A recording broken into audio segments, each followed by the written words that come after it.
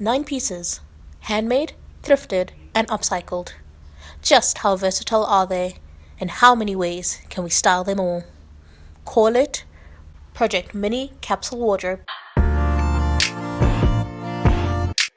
Here are the pieces I picked out. First up, this burgundy long sleeve midi dress that just so happens to also match the ends of my hair. I love how simple this dress is, and I think it'll make a really great layering piece. Everybody needs a basic white t-shirt, right? Well, mine is cropped with a cactus pun on the front and a little embroidered cactus on the sleeve. Kind of a funny story, but if you're up for it, and maybe also a tutorial on how to mend holes, check out the video linked up in the eye. Probably my most recent make, this mock neck long sleeve top made from a whole bunch of fabric scraps that I had. Such a statement piece with its clash of patterns. Plus, it's lightweight, which makes it a great piece as the seasons transition. A classic oversized, oh so versatile white button-down shirt. Or is it a button-up shirt?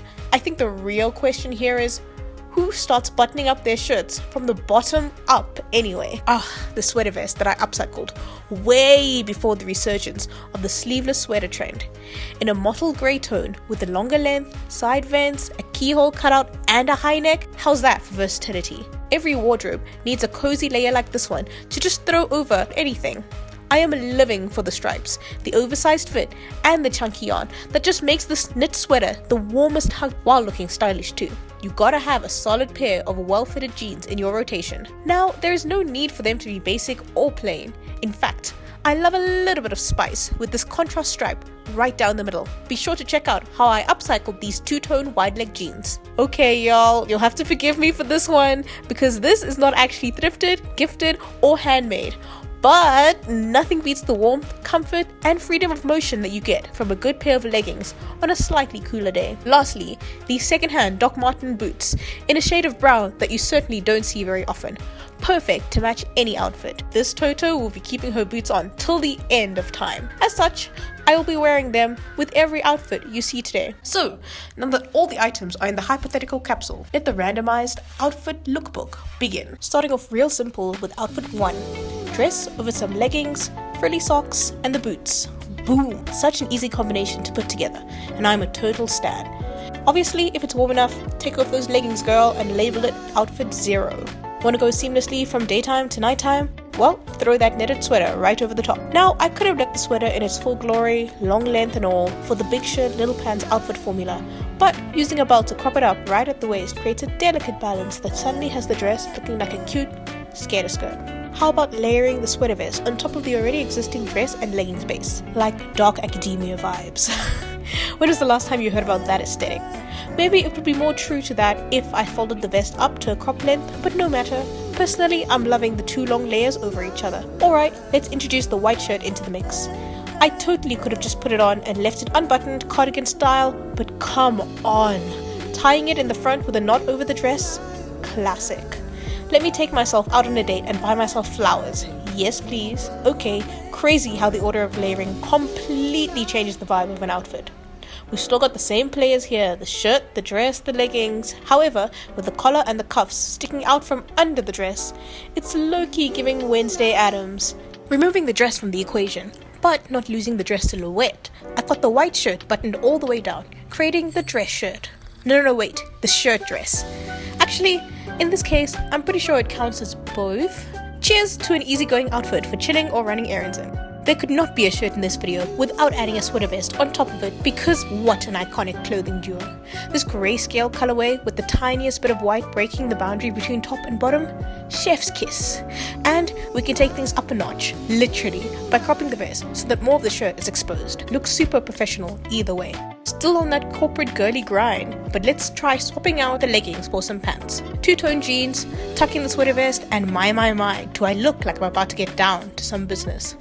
It's serving, but like in a fun, creative way, because the pants just scream the best of both worlds. I've seen people wear just sweater vests, but also, in what weather is one wearing this? It won't keep you warm because your arms are all exposed, but also it's not going to keep you cool because it's an average weight knitwear piece. Where is the practicality? A t-shirt and jeans, on the other hand, say less. It's such a no-brainer that you can't ever really go wrong with it. Effortless, simple, it really just works and makes sense. I literally have nothing else to say.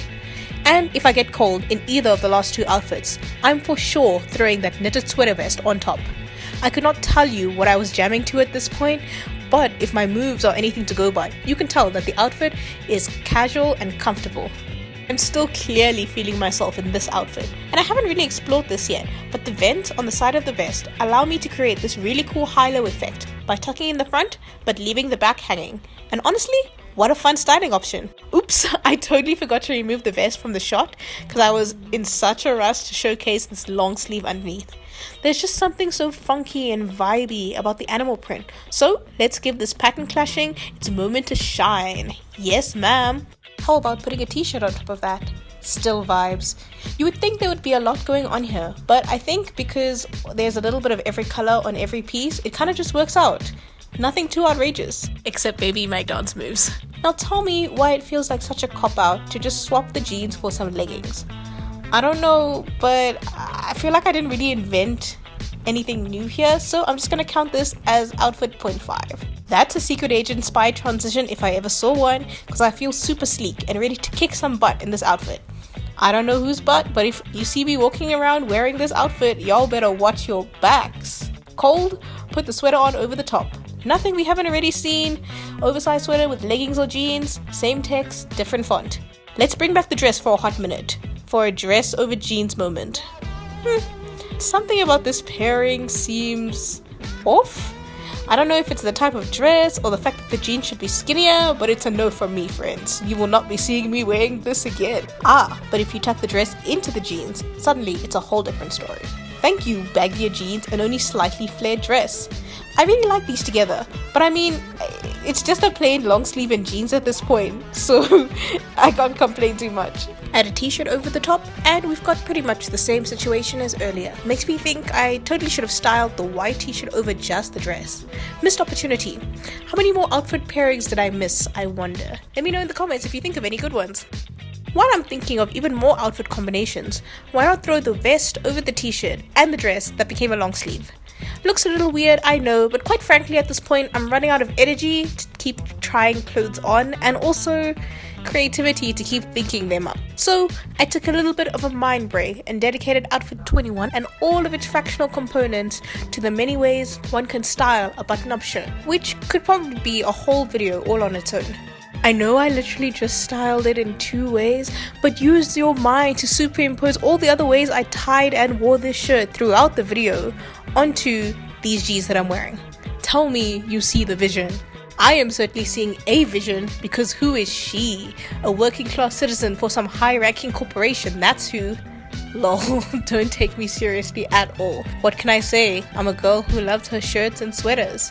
And with this last set of outfit variations, if you weren't convinced before that there are just so many ways to style a button down, just have a look at this range. I had it tucked in, then I took it out, but only half out. I had like a middle button done, then I removed all of the buttons, then I only did the top button. There's a lot that can be done, and I think some of these outfits turned out pretty cool. Again, I don't know where I'm going, but cool. What have I learned from this little experiment? Layering is what does a lot of the heavy lifting when it comes to switching up outfits. Also, just have fun with your clothes. Pull out a couple of items from your wardrobe and just throw them together. You'll be surprised with what you can come up with. If you like this concept and would like to see more of what I've thrifted, made, and how I'd style it together, I'll make that video. Until next time, keep it jazzy.